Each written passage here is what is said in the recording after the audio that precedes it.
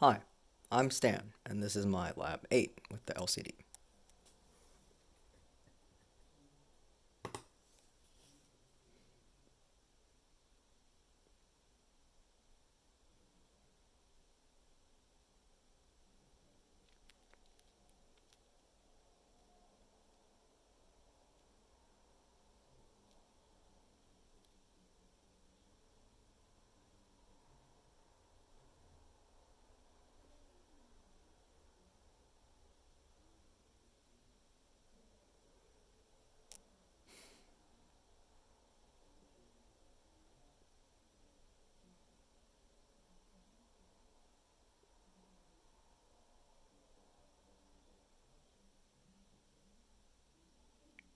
Cool, a few things.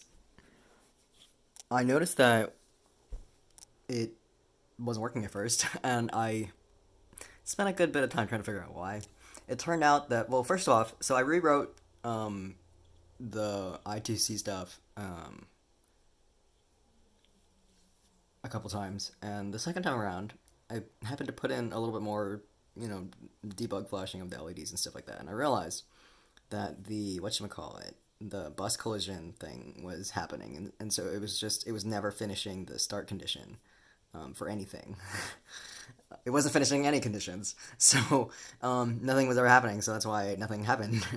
And I was trying to figure out why, and then I looked on the internet, and apparently you have to do this so I added that at the beginning. Um, yeah. So I ended up keeping most of the stuff the same. Other than that, so also, um, I ended up having to also let me see. Let me see. Oh dear, where is it? Oh, there we go. Um, Here we go. There.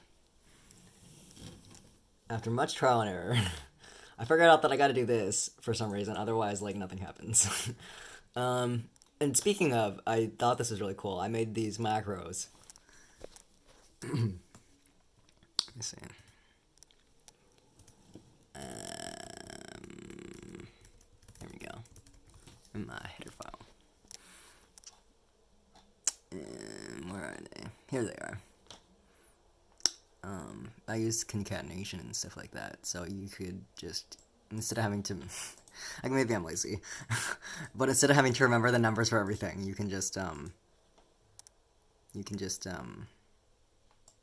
call these thingies, and they'll, you know, so like this on off would be like a 0 or a 1.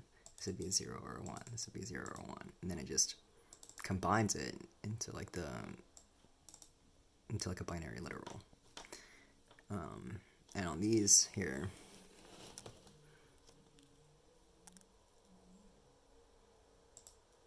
let me see.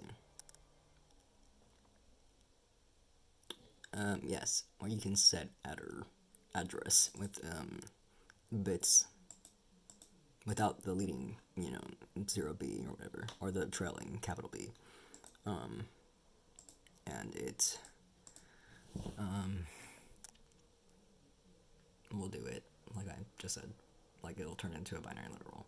Or you can put a number, like in any, it doesn't really matter what form of notation you use because it'll just bitwise or. Anyway, I thought that was really neat. Um, so yeah, yay.